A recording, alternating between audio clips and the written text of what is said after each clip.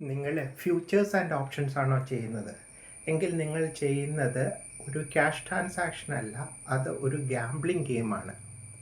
അത് എന്തുകൊണ്ടാണ് നമ്മുടെ ബ്രെയിൻ അത് അങ്ങനെ വർക്ക് ചെയ്യുന്നതെന്നും എങ്ങനെ നമുക്കതിൽ നിന്ന് ലാഭം ഉണ്ടാക്കാം എന്നതുമാണ് ഇന്നിവിടെ ഞാൻ പ്രാക്ടിക്കലായി എങ്ങനെ അതിൽ നിന്ന് മാറിയിട്ട് ലാഭം ഉണ്ടാക്കാമെന്നുമാണ് ഞാൻ ഇന്നിവിടെ സംസാരിക്കുന്നത്. ആദ്യമായിട്ട് നമ്മൾ മനസ്സിലാക്കേണ്ടത്, ഒരു ലോങ് ടേം എന്ന് പറയുമ്പോൾ റിസ്ക് കുറഞ്ഞു വരും, അത് ലോസ് കുറഞ്ഞു വരും, അതിൽ നിന്ന് ഇൻവെസ്റ്റ്മെൻറ്റ് കൂടി വരുന്നത് കോമ്പൗണ്ടിങ് ആണ്. ഇതാണ് ബേസിക്കലി ട്രേഡിങ്ങും ഇൻവെസ്റ്റ്മെൻറ്റും തമ്മിൽ നമ്മൾ ഗ്രാജുവലായിട്ട് ചേഞ്ച് മനസ്സിലാക്കേണ്ടത്. ഇപ്പോൾ ഫ്യൂച്ചേഴ്സ് എടുക്കുമ്പോൾ നമ്മൾ ചെയ്യുന്നത് ഒരു ബൈ ചെയ്യാം എന്നുള്ള ഒരു ഉറപ്പ്, അത് നേരത്തെ നിശ്ചയിച്ചിട്ടുള്ള ഒരു പ്രൈസിൽ കൊടുക്കുകയാണ്.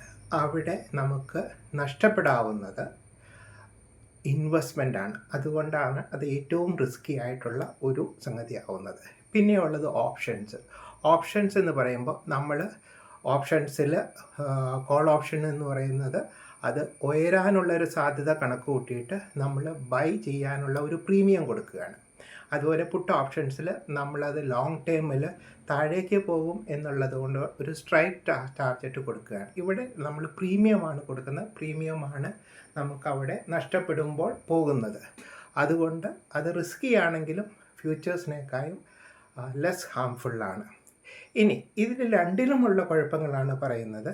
നമ്മുടെ അമിഗ്ദല എന്ന് പറയുന്നത് സാധനത്തെ നമ്മുടെ തലച്ചോറിലുള്ളതാണ്.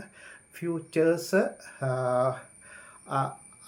അത് ഒരു പാനിക് മോഡിലേക്ക് എത്തിക്കും. ഫ്യൂച്ചേഴ്സ് എന്ന് പറയുന്നത് അതിനകത്ത് അൺലിമിറ്റഡ് ആയിട്ടുള്ള ഒരു റിസ്ക് ഉണ്ട്. ആ മാർക്കറ്റ് അത് ട്രിഗർ ചെയ്യുമ്പോൾ നമ്മുടെ സർവൈവൽ മെക്കാനിസം, നമ്മുടെ ബോഡിയിൽ ഉള്ള, നമ്മുടെ തലച്ചോറിലുള്ള സർവൈവൽ മെക്കാനിസം അത് പെട്ടെന്ന് ആക്ടിവേറ്റ് ആവുമ്പോൾ നമ്മുടെ ലോജിക്കൽ റീസണിങ്, അത് തരുന്ന പ്രീ ഫ്രണ്ടൽ കോർട്ടെക്സ് എന്ന് പറയുന്നത് അത് ഷട്ട് ചെയ്യുകയും നമുക്ക് എമോഷണൽ ആയിട്ടുള്ള ഡിസിഷൻസിലേക്ക് പോകും. ഇനി ഇതിനകത്തെ മെയിൻ ട്രാപ്പ് എന്ന് പറയുന്നത്, ആദ്യമേ തന്നെ പറയാം, അതിൻ്റെ ലോട്ട് സൈസാണ്. അതായത് നമ്മൾ പ്രീമിയം ആയിട്ട് കൊടുക്കുന്ന ചെറിയ എമൗണ്ടാണ്, ഒരു 100 രൂപയാണെന്ന് വിചാരിക്കുക. അത് നമ്മുടെ ബ്രെയിൻ അത് പെർസീവ് ചെയ്യുന്നത് ചീപ്പായിട്ടാണ്. പക്ഷേ ഇതിനകത്തെ ലോട്ട് സൈസ് വരുമ്പോൾ, അതായത് 100 എണ്ണോ 1000 എണ്ണോ ഉള്ള ഒരു ലോട്ടാണ് നമ്മൾ ഒറ്റയടിക്ക് ട്രാൻസാക്ട് ചെയ്യുന്നത്. ആ വലിയ ഫിഗർ നമ്മുടെ ബ്രെയിന് കാണില്ല, അത് ഇഗ്നോർ ചെയ്യും.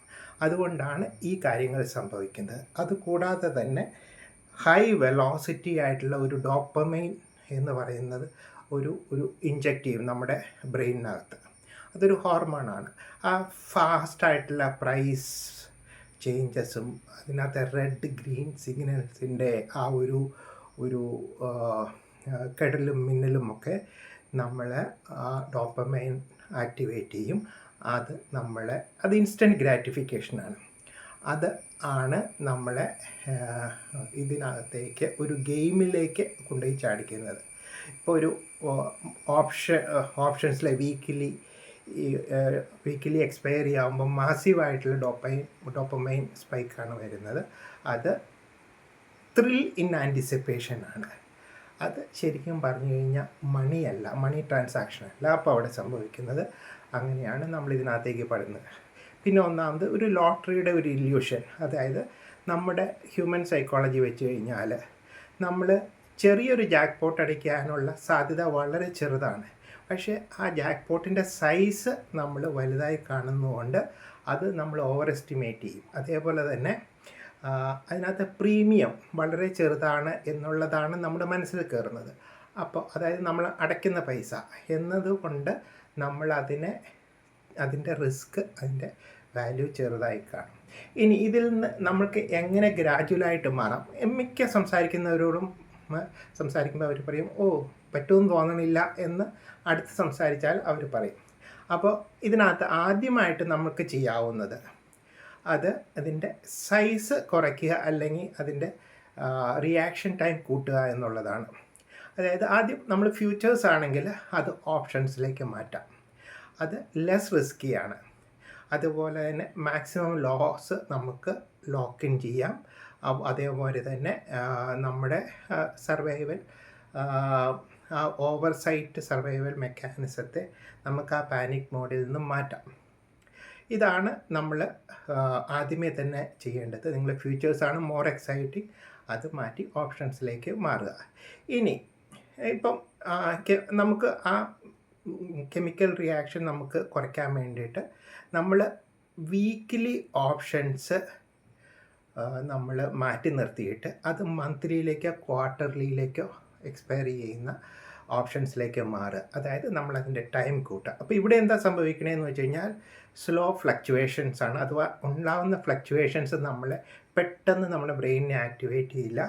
അപ്പോൾ നമ്മുടെ ബ്രെയിൻ അത് ആ ഇൻസ്റ്റൻറ്റ് ഗ്രാറ്റിഫിക്കേഷനെ നമ്മൾ അത് പെട്ടെന്നുള്ള ഒരു സഫലീകരണം അതിനെ നമ്മൾ സ്റ്റാർവ് ചെയ്യുകയാണ് ചെയ്യുന്നത്. അത് ശീലമായി കഴിയുമ്പോൾ നമുക്ക് ചെയ്യാവുന്നത് ഫിസിക്കലി അതോടൊപ്പം ചെയ്യാവുന്നത് നമ്മൾ ബൈ ഓപ്ഷൻ കൊടുക്കുന്നതിന് മുമ്പ് ആ പ്രീമിയം എത്രയാണോ അടയ്ക്കുന്നത് അതിൻ്റെ ലോട്ട് സൈസും കൂടെ മൾട്ടിപ്ലൈ ചെയ്ത് ഫിസിക്കലായിട്ടൊരു ബുക്കിൽ എഴുതുക. അപ്പോൾ എന്താ സംഭവിക്കുകയെന്ന് വെച്ചാൽ നമ്മുടെ ആ പ്രീമിയം ചെറുതായി കാണുന്നതിനെ നമ്മൾ ലോട്ട് സൈസ് കൊണ്ട് ഗുണിക്കുമ്പോൾ ആക്ച്വലി നമ്മൾ എത്ര പൈസയാണ് ഹാൻഡിൽ ചെയ്യുന്നതെന്ന് നമുക്ക് മനസ്സിലാവും. അപ്പോൾ നമ്മുടെ ബ്രെയിൻ കുറച്ചുകൂടി ലോജിക്കലായിട്ട് പ്രോസസ്സ് ചെയ്യും. പിന്നെ ചെയ്യാവുന്നത് അടുത്ത ഒരു ലെവലാണ്, അതായത് ഒരു സർക്യൂട്ട് ബ്രേക്കർ കൊടുക്കുക. സ്ട്രിക്റ്റായിട്ട് മാക്സിമം ലിമിറ്റ് ഇത്ര ട്രേഡ് എടുക്കുകയുള്ളൂ ഒരു ദിവസം, അതായത് നഷ്ടം വന്നു കഴിഞ്ഞാൽ ഇത്ര ട്രേഡ് എടുക്കുകയുള്ളൂ എന്നുള്ള ഒരു സ്ട്രിക്റ്റ് ഓർഡർ കൊടുക്കുക. അതേപോലെ തന്നെ നമ്മുടെ ഒരു റിവഞ്ച് ട്രേഡിംഗ് ഉണ്ടല്ലോ, നഷ്ടപ്പെട്ടു അത് ഞാൻ തിരിച്ചു പിടിക്കും എന്നുള്ളതിനാണ് നമ്മൾ റിവഞ്ച് ട്രേഡിംഗ് പറയുന്നത്. അതിന് നമ്മുടെ ഇതിനകത്തും കില്ലർ സ്വിച്ച് ഉണ്ട്. അത് വെച്ചിട്ട് ബ്ലോക്ക് ചെയ്യുക. നമ്മുടെ മനസ്സ് ശാന്തമായതിന് ശേഷമേ പിന്നെ പിറ്റേ ദിവസമോ അല്ലെങ്കിൽ ഏതാനും ദിവസങ്ങൾക്ക് ശേഷമേ നമ്മൾ തിരിച്ച് ചെല്ലാവൂ എന്നുള്ള ഒരു രീതിയിലേക്ക് മാറണം. അതായത് ഗ്രാജ്വലി ഫ്യൂച്ചേഴ്സിൽ നിന്ന് മാറി ഓപ്ഷൻസിലേക്ക് മാറുക. ഓപ്ഷൻസ് തന്നെ ലാർജറായിട്ടുള്ള ട്രേഡ്സ് എടുക്കുക. അതിനുശേഷം ഷോർട്ട് ഇൻവെസ്റ്റ്മെൻറ്റിലേക്ക് മാറുക. അതിനുശേഷം ഷോർട്ട് ഇൻവെസ്റ്റ്മെൻറ്റിൽ നിന്ന് മാറി മീഡിയം ടൈം ഇൻവെസ്റ്റ്മെൻറ്റിലേക്കും പിന്നെ ലോങ് ടൈം ഇൻവെസ്റ്റ്മെൻറ്റിലേക്കും.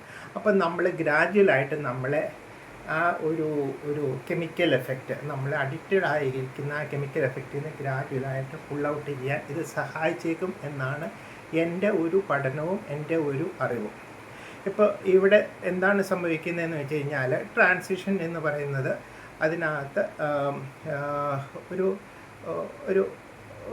അതിനകത്ത് നമ്മളൊരു ബോറിംഗ് ആണ് നമ്മൾ ഇൻവെസ്റ്റ്മെൻറ്റ് ഉണ്ടാക്കുക എന്ന് പറയുന്നത്.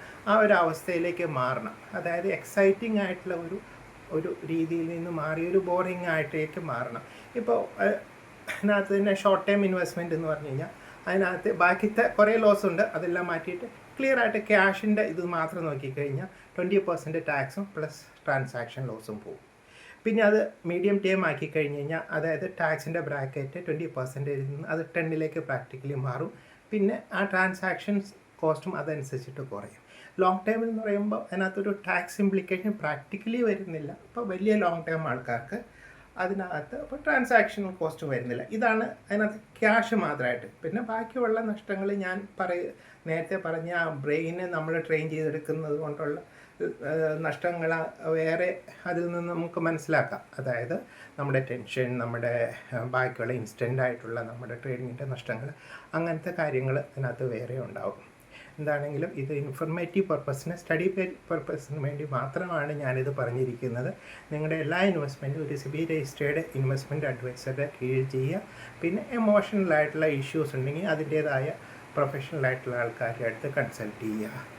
Anyway, all the best. നിങ്ങളെല്ലാവർക്കും പണം ഉണ്ടാകട്ടെ എന്നുള്ള ആശംസകളോട് നിർത്തുന്നു. Thank U.